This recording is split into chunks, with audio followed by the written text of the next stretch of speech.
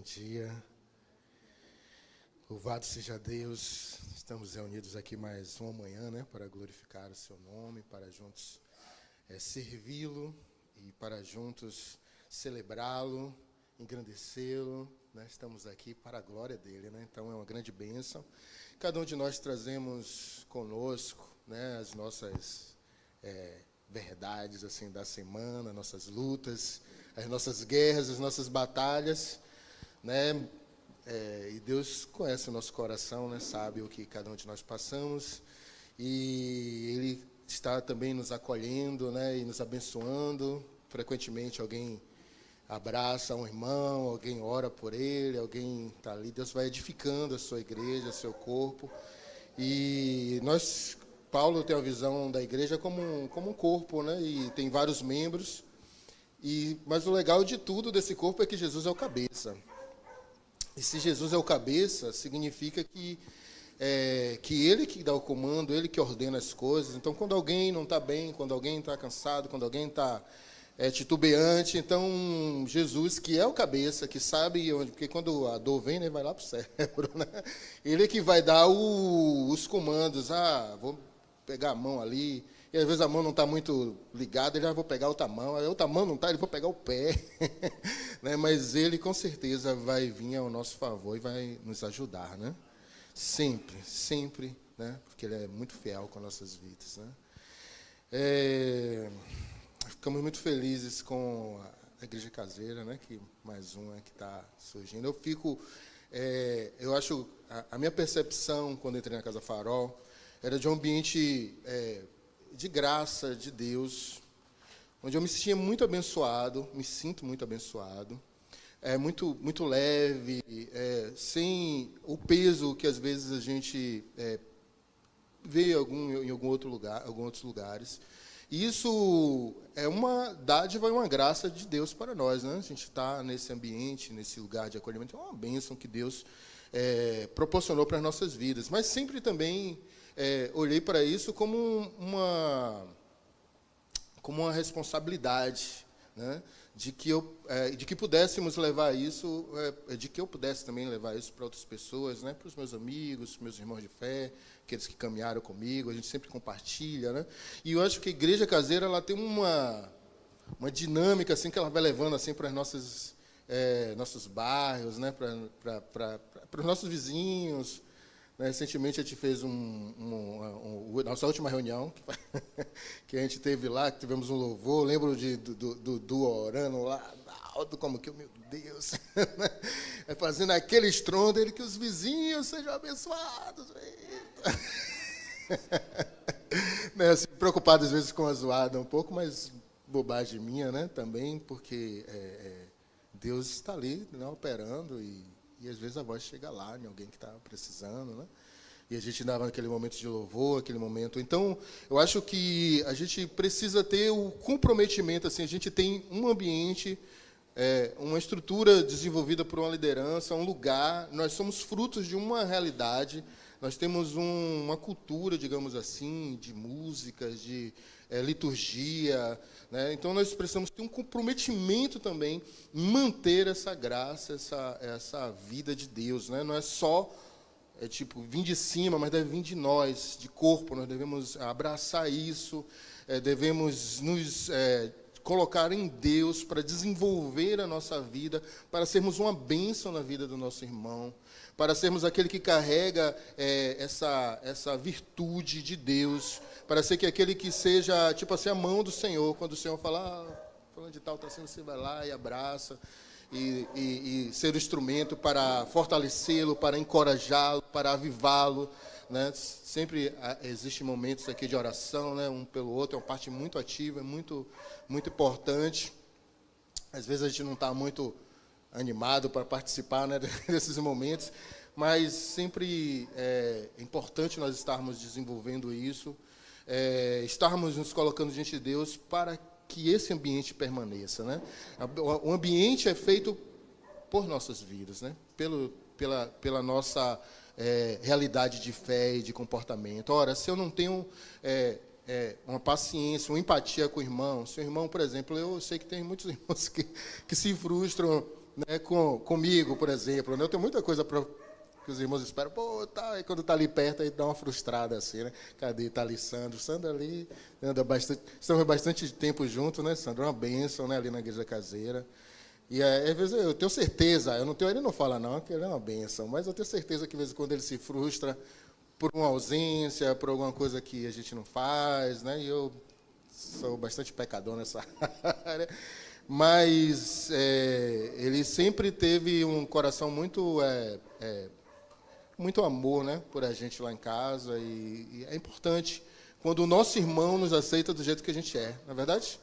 Quando a gente falha, a gente não tem um apontamento, um dedo, uma acusação, mas o irmão vai ter empatia. Quando é tão bom, né, quando a nossa casa nos recebe, a gente está aqui na casa do Senhor, na casa de Deus, e nós precisamos muito que esse ambiente se desenvolva no nosso meio, para que a glória de Deus continue se manifestando e que nós temos esse compromisso para levar essa bênção, essa atmosfera para outros corações, né? Não somente os que estão perdidos, esses talvez principalmente, né? Não vou dizer não somente, mas também aqueles, às vezes, que estão perdidos às vezes, dentro da casa de Deus, dentro da igreja do Senhor, estão tormentados, preocupados, né? Numa situação bem difícil. Então, nós temos esse encargo de Deus, né? Tipo assim, nos pesa esse encargo, né? Nos pesa esse chamado. E, às vezes, a gente pode pensar assim, pô, eu não estou preparado, eu não sei falar, não sei cantar, né? Não sei plantar uma bananeira, eu não sei fazer um teatro, não sei fazer isso, aquilo, mas o que nós precisamos, de fato, é que o Espírito de Deus nos empodere, nos ajude, porque Deus vai usar do jeito que a gente é, da forma, do que a gente tem. E Ele fez a gente dessa forma mesmo, porque Ele tem objetivos conosco desse jeito, né? E acho que isso tem um pouco a ver com o que a gente vai falar agora, né? Fiz a introdução enorme, né? Mas nós vamos abrir as nossas Bíblias na carta aos Romanos, capítulo 12. Eu vou ali seguindo os pés de Rodrigo, né? Rodrigo estava em Romanos semana passada. Romanos fica no Novo Testamento. A gente vai Mateus, Marcos, Lucas, João. Você vai seguindo Atos, Coríntios, ó.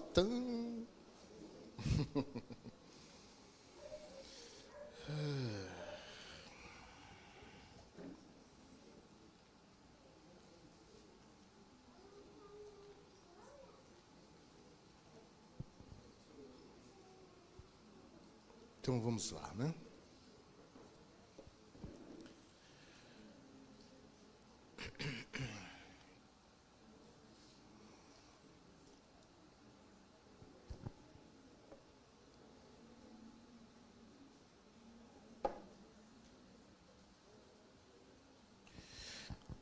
Portanto, irmãos, exorto-vos pelas paixões de Deus, ou pelas compaixões de Deus, desculpe, pelas misericórdias de Deus, que apresenteis os vossos corpos como sacrifícios vivos, santo e agradável a Deus, que é o vosso culto racional. E não vos amoldeis a este mundo, mas sede transformados pela renovação da vossa mente, para que experimenteis qual seja a boa, agradável e perfeita vontade de Deus. Amém? Isso aqui é clássico, né? Eu vejo lá em casa, quando eu quero dizer de um filme, esse é um clássico, né? Matrix é um clássico. Eu estou livre, esse é um clássico, né? Além tá indo, mas é um clássico. É tipo, desperta que esse negócio é bom, né? É antigo, mas é bom, tipo assim, né? Mas esse Romanos 12 é um clássico, né? É um texto bastante conhecido. A gente sabe que o apóstolo Paulo, ele escrevia muitas cartas para as igrejas, né, das quais ele passava, das quais ele tinha alguma mensagem a transmitir por parte de Deus, né? Romanos é uma carta muito reverenciada, né, pela sua profundidade teológica, né? Mas ele escreve essa carta aos irmãos que moravam em Roma. E Roma é a capital do império. Lembra até a força, né? A capital do império, né? É a capital do grande império romano, né? Cujo as conquistas Os países que eram dominados estavam por quase todo aquele mundo conhecido da época, né? O seu imperador naquele momento era Nero, né? Havia aqueles eventos grandiosos, né, no circo de Nero de gladiadores, de lançar os escravos para os leões comerem. Ainda não estavam caçando os cristãos, não. Mas era uma cidade muito efervescente, né? Uma cidade politicamente, economicamente muito forte. Todas aquelas nações vinham e traziam as suas riquezas, né? Eram capturadas. Toda a tecnologia também era capturada. Todo o conhecimento moderno também era capturado ali, né? Eles abraçaram muito, especialmente a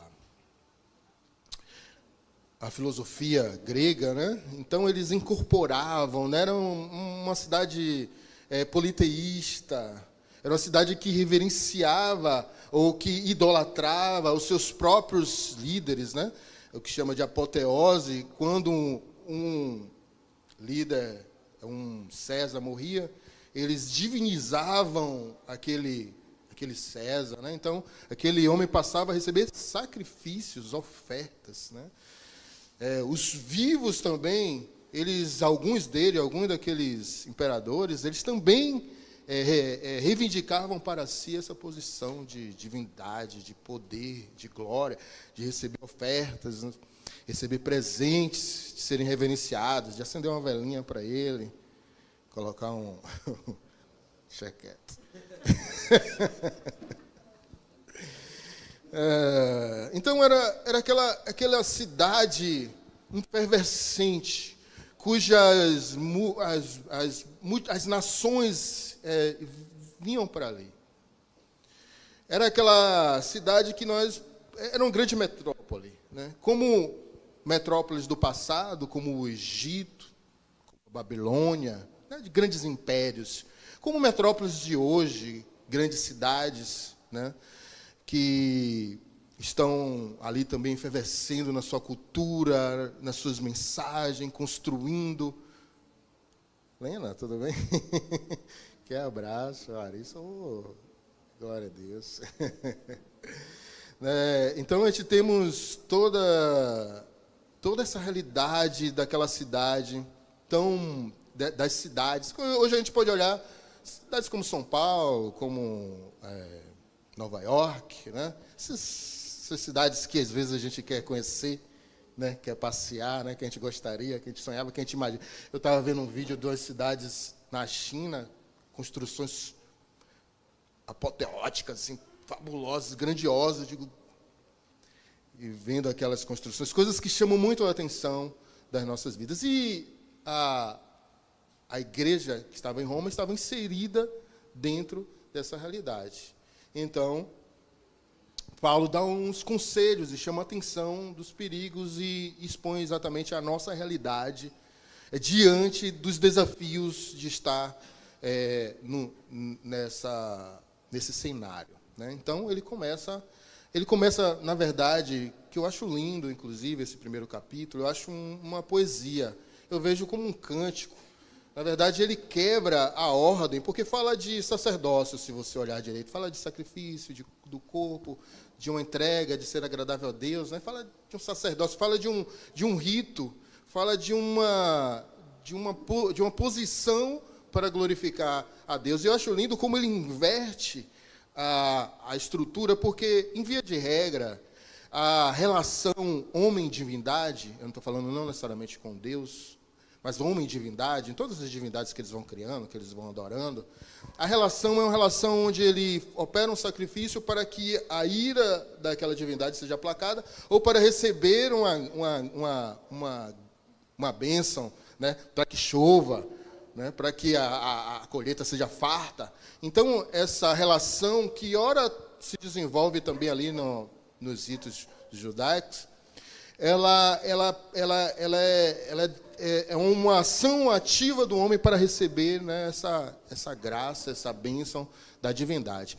E Paulo, ele já está construindo isso há muito tempo, ele inverte o processo Porque ele vai dizer que a partir das misericórdias de Deus, não é tipo assim, eu vou buscar misericórdia, é a partir da misericórdia de Deus, a partir da graça de Deus, a partir da atitude de Deus para conosco, então eu vou oferecer sacrifício. Ou seja, não estou oferecendo sacrifício para obter, é a partir desse lugar de graça, desse lugar de estar, de receber essa manifestação de amor de Deus por mim, no seu sacrifício na cruz, através do seu Filho, né, nas suas misericórdias que se renovam por nós a cada manhã, na sua bondade, generosidade, a partir de um olhar de que o Senhor já é generoso conosco, já é bondoso conosco, já é maravilhoso conosco, já é o Pai que nos cuida, é a partir deste lugar que nós desenvolvemos, né, esse sacerdócio, nós começamos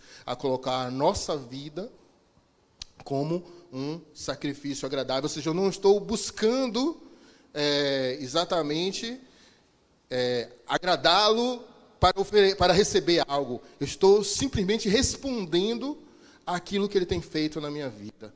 Eu estou num lugar de constrangimento. Eu estou num lugar que entendo que não existe nem outro sentido na vida.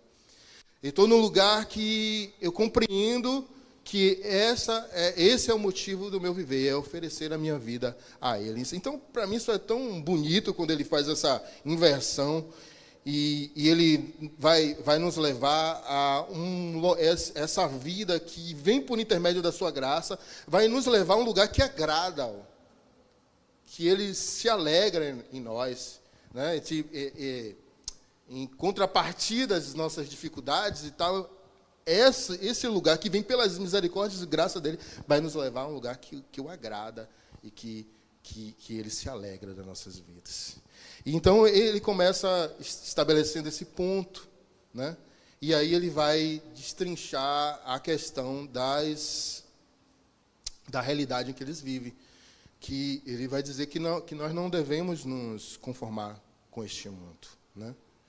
O mundo no sentido de século, o mundo no sentido de época, o mundo no sentido de tempo, o mundo naquele sentido que João vai falar, que o mundo jaz no maligno, um mundo no sentido de ordem, de condutas, de construção social, cujos os imperadores ou a vida social daquela cidade, eles estavam buscando a sua própria glória, eles estavam buscando status, eles estavam buscando um nome, eles estavam querendo ser um legado, eles querem dizer, nós somos Roma, construindo grandes monumentos, né? Nós temos ali o Coliseu de Roma, ele foi construído pouco tempo depois da morte de Nero.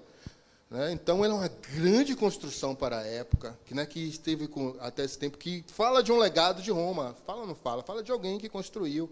Fala ou não fala? Eu ouvi até alguém dizendo aí, um famoso, talvez vocês façam a conexão, não vou citar nomes, mas ele falando sobre frequência, disse, quando é que a gente morre? Ele disse, quando a nossa frequência acaba, né? Ele falando que aquilo que a gente vai fazendo vai repercutindo, reverberando no tempo, né? Isso é conversa de coach, viu?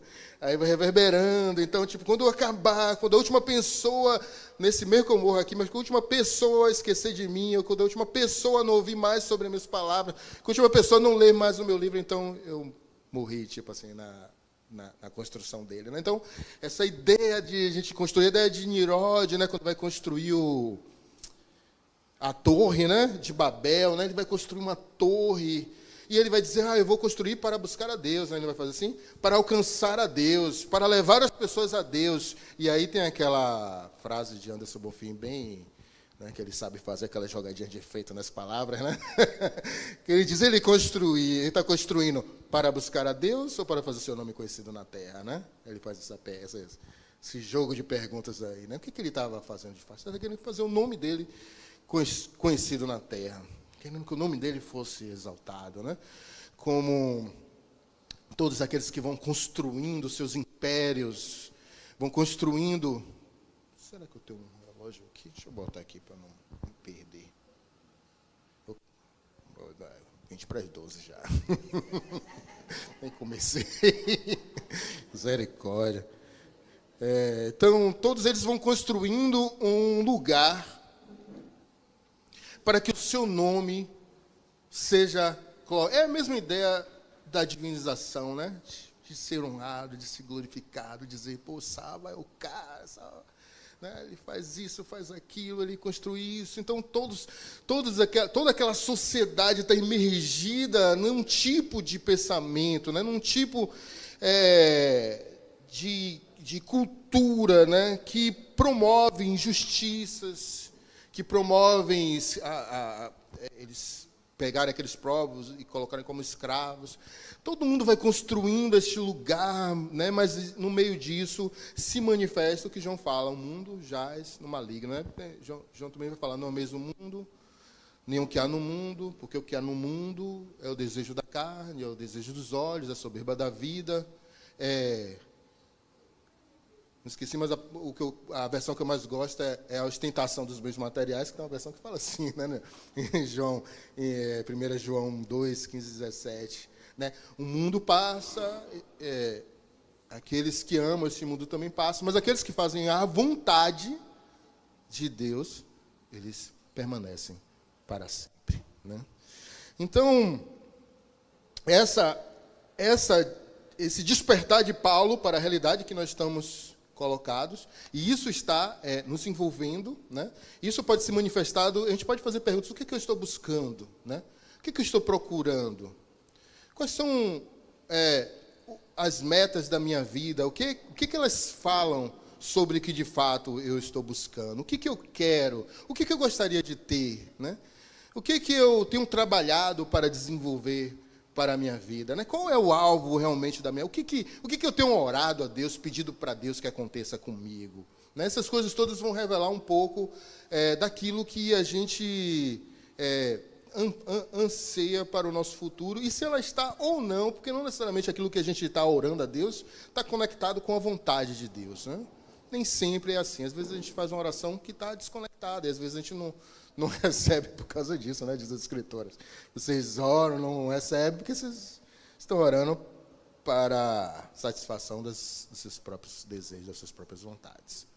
Então, a ideia de Paulo aqui é nos conectar com uma renovação de mente, com a renovação da nossa caminhada, das nossas metas, de acordo com o propósito eterno do Senhor, que é o que ele vai dizer que a gente não devemos nos moldar, né, com este mundo, mas a gente deve se transformar pela renovação da mente para que nós venhamos a experimentar a boa, perfeita e agradável vontade de Deus. E quando a gente fala boa, perfeita e agradável vontade de Deus, é óbvio que a gente vai pensar na vontade de Deus, no motivo pelo qual eu existo, no motivo pelo qual eu vim a existir, e porque Deus me colocou nessa época, e porque Deus me colocou na igreja Casa Farol, e porque Deus me colocou na minha família. Então, todas essas... Porque eu estou nessa empresa que eu estou agora, porque eu estou neste local, ou desenvolvendo tal atividade.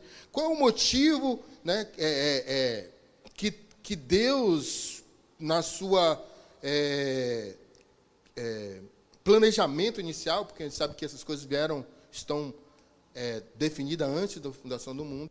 Então, o desejo de Paulo é que nós alcancemos este lugar, para que, uma vez neste lugar, nós possamos estar naquilo que ele planejou desde o início. Mas, frequentemente, a gente deseja as coisas deste mundo. Né? A gente está querendo outras coisas, quer construir o nosso nome, mas talvez não esteja aderente a gente ter um nome famoso, e eu não quero dizer com isso que em algum momento você não seja colocado no lugar de fama, mas também não esteja aderente à vontade do Pai, exatamente isso.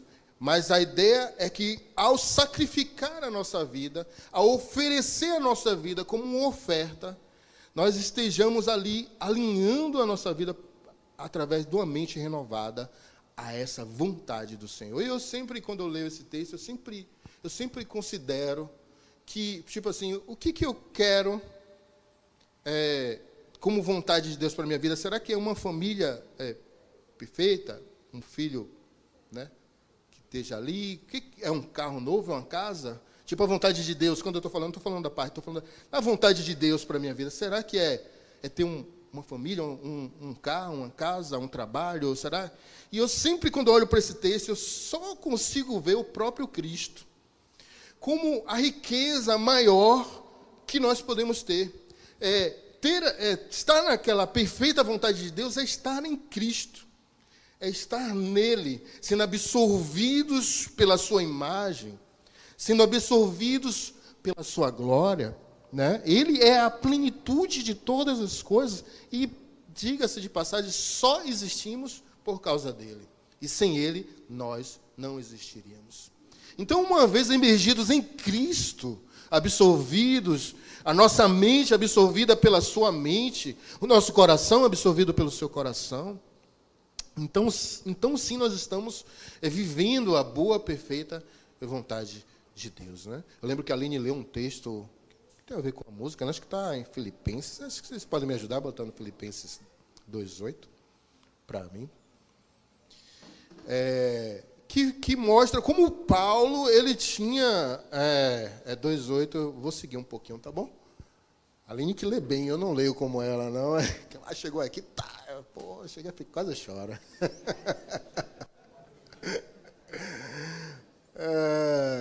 Não é esse não, Aline, é 1:8, né? Filipenses 1:8. Filipenses 1:8 ou 3:8? 3:8, perdoe. Me perdoe, viu, minha amiga? Eu fiquei emocionado que ela passou aqui.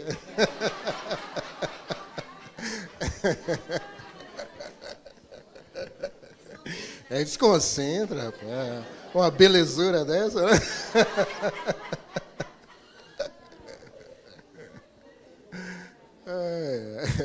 E o sentimento que Paulo ele tinha no coração, a gente sabe que Paulo era alguém que tinha uma mente transformada, né? Paulo era alguém que sabia muito bem o propósito da sua vida, né? Ele dá respostas ao Evangelho que constrange as nossas vidas, né? A gente fica abalado com a vida de Paulo. A gente até faz de conta, veio dar uma pulada para não... A gente não... passa rápido essas coisas assim, porque vamos passar para a parte que ele diz que nós somos abençoados, né? Mas olhe bem, Paulo falando, né? Mais do que isso, eu considero tudo como perda. Ele já começa tipo assim, né?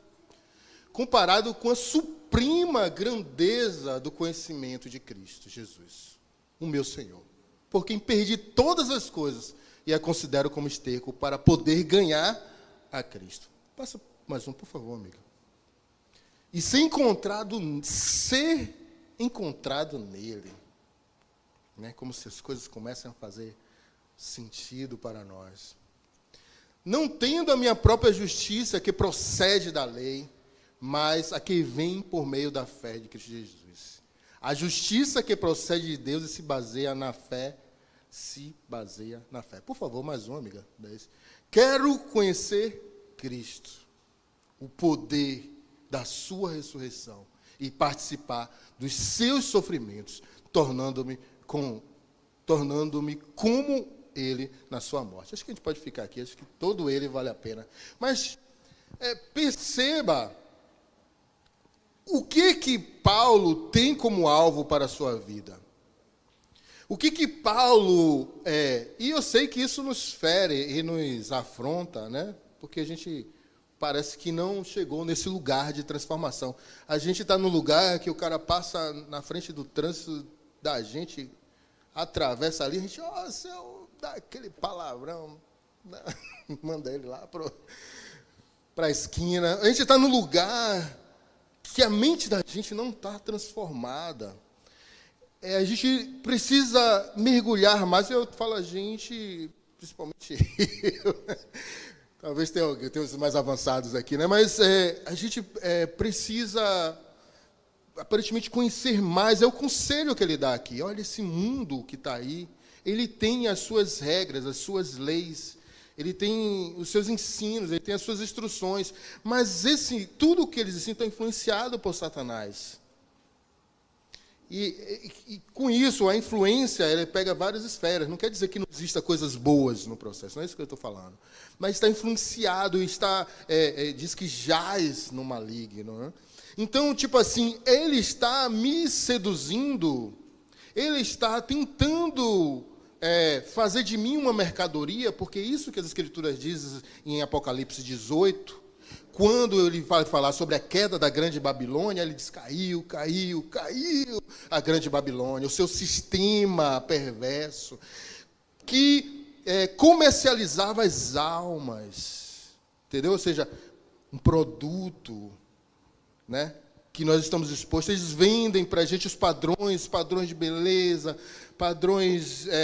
eu lembro muito bem que eu ouvi algumas vezes, eu tinha um avô drástico espanhol, não tenho nada contra espanhol, e ele falava para mim, a gente vale o quanto a gente tem. Esse é um padrão do mundo, óbvio que é um padrão. Eu já era cristão, não aceitava aquilo, ficava quieto porque eu estava na casa dele naquele tempo.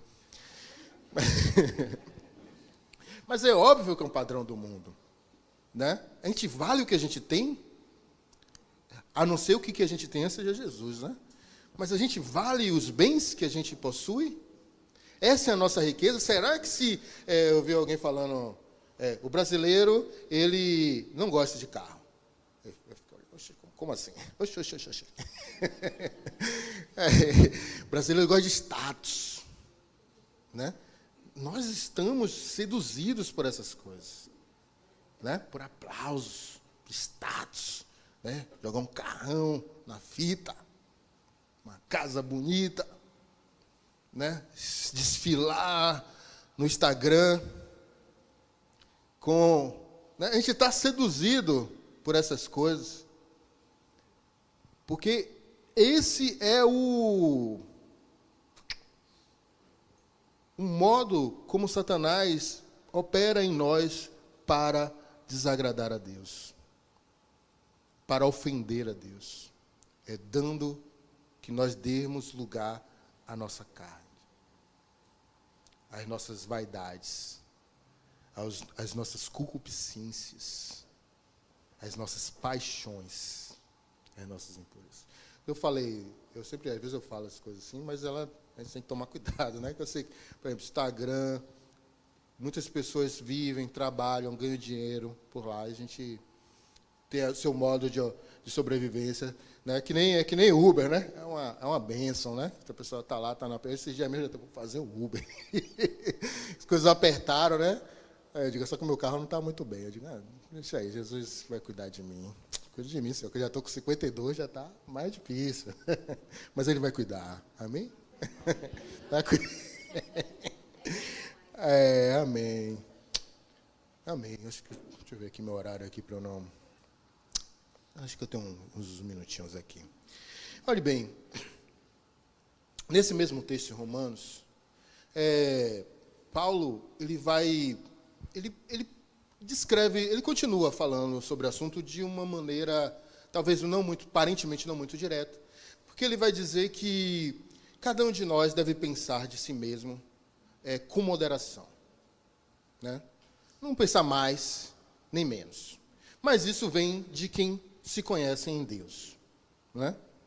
Tipo assim, ele está dizendo que nós devemos nos conhecer nele, saber o que nós temos como talento, como propósito a ser desenvolvido. E aí eu posso encaixar muito bem aqui, que eu lembrei de Maico Barroco, né?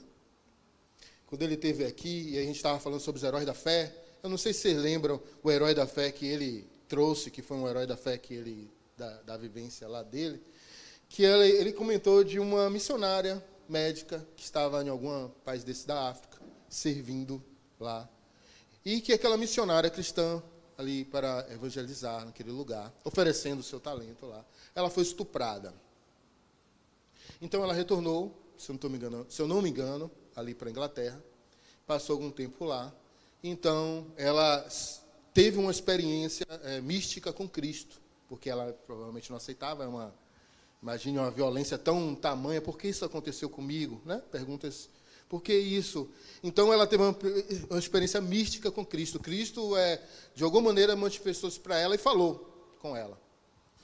E, ao falar, ela disse que só sentiu o amor, né? Foi invadida, né? Tipo, foi se apropriada por aquele amor que tinha nas palavras de Jesus.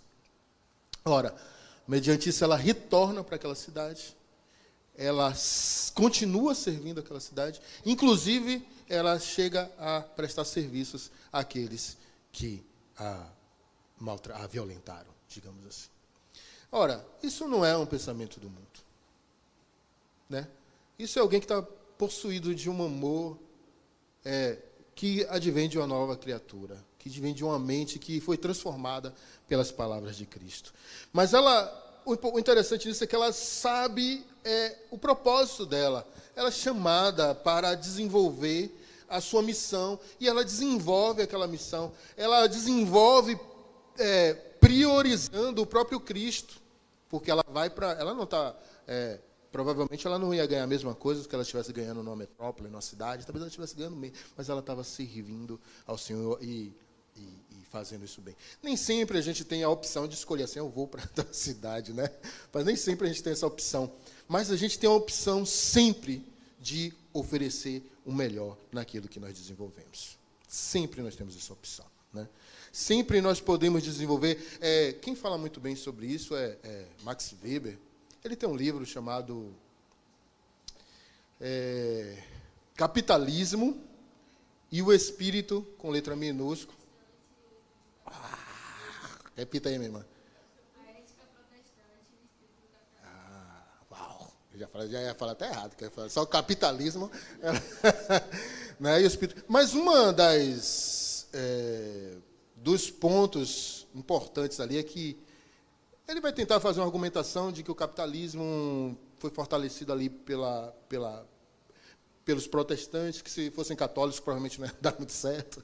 Ele vai fazer algo de uma forma muito simplória nesse caminho, mas ele vai dizer uma coisa interessante, que para o protestante, a sua vocação, o seu trabalho é uma vocação. Né? E isso é uma verdade, né? Para a gente, eu lembro que eu como office boy, para mim era a minha vocação. Estava ali trabalhando, orava, todo mundo almoçando, fazia a minha oração. Tipo assim, eu estava determinando a minha cultura, né? Determinando a minha... Então, o pessoal era muito novo, não era casado, eles não sei se eu consigo falar tudo que eu posso falar, mas era muito novo, eles diziam assim... você não bebe? Aí, eu não bebo, não. Mas na época eu falava, porque eu tinha que, me pôr no negócio. Né? Eu não bebo, não fumo, não uso drogas, eu só faço sexo depois do casamento. Aí ficava todo mundo quieto, né?